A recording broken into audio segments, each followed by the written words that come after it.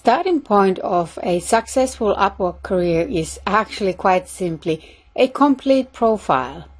That means that you've actually taken the time and effort to complete your freelancer profile. And that includes your name and photo and overview and all the rest. But you'd be surprised to know how many freelancers never actually complete their profile, which is kind of odd because they want to win work, but yet they're not even bothered to actually put in the time and effort to complete their profile so that the client would see all their information. So that's tip number 1. Complete your profile. So a complete profile at the bare minimum should have the following. Your name or your business name. In Upwork, you can be as an individual or as an agency. So depending what your situation is, use that. Please note you're not allowed to use a nickname. You have to use the name that is you being given, that's in your passport, and that matches with your bank account or whatever withdrawal method you're going to use. And you also have an option to have your identity verified, which does give a little bit more trust to the clients, but this is by no means compulsory or necessary thing to do. I personally never actually done it. Not because I didn't want, but nobody ever asked, so I just never got around to doing it. So it's up to you if you want to do it or not. And the next thing I've added here is title. And you'd be like, well, why? But because a lot of people actually get this wrong. In the way you fill up your profile, a lot of people on the title actually put Mr. or Mrs. But it's nothing about that. It's actually title of your proposal. It's kind of the one-liner about you that would tell the client immediately in one short little line who you are and what you do. And this is actually quite important because it's also quite prominent on the client side. So they may see this one-liner before they see your proposal or anything else about you. So make sure that you fine-tune the title to the perfection. Get your friends to help out, and it's by your competition too. So make sure it really hits the bull's eye on what you do and what you're offering. Next one I added is description, which is basically the overview area of your profile. So this should really tell the client who you are and what is the value you provide the client. It is not your resume. It is not your usual application letter that you use to apply for a job. It is the value the client is going to get by hiring you. And use numbers if you have. Numbers are so easy to understand and quick. And try to paint a picture in the client's mind of, oh, that's what I'm going to get to my business too. Because we want to kind of influence the client's mind to think like, oh, he can do that for me? Excellent. Because if you can get client to imagine their results by telling about the results you gave to somebody else, that's perfect. That's how you win the contracts.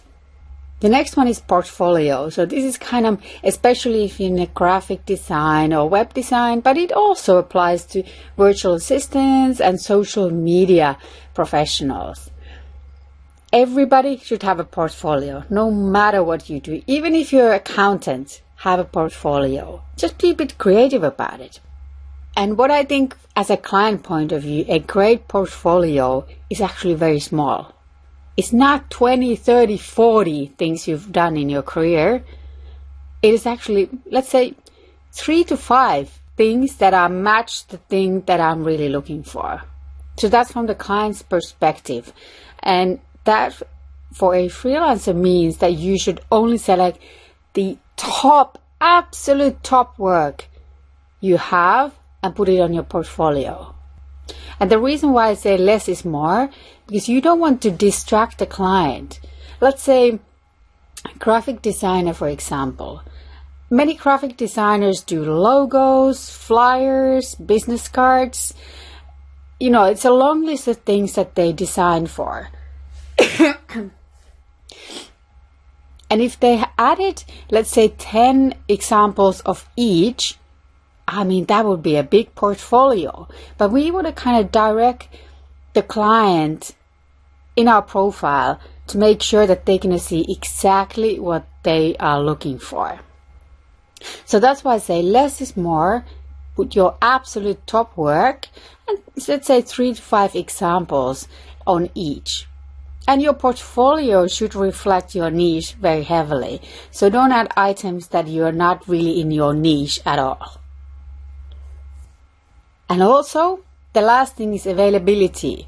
And that's something that Upwork actually kind of asks you to keep updates. So whether you're available for part-time, full-time, or whatever way it is, please make sure this is always the correct.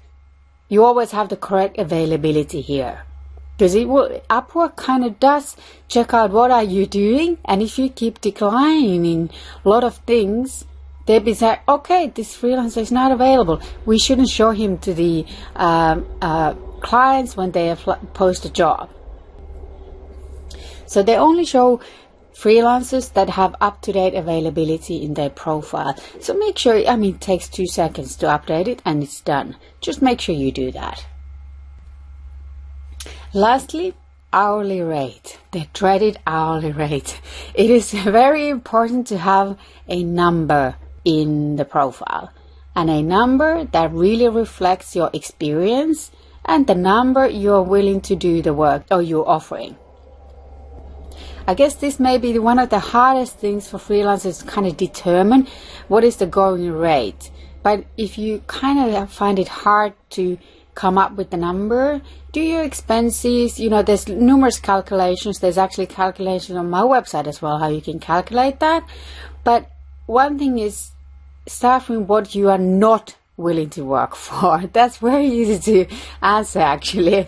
Everybody's going to say, if somebody pays $100, yes, everybody puts their hands up, yes, I'm willing to do that. But if somebody says $5, are you willing? I don't think too many, So turn the thing around. Go like, $10, $15, $12, $20, $30, $18. You'll find it. When you hit the sweet spot. That is enough. That makes you happy. And then you got to think about, are there clients that are willing to pay?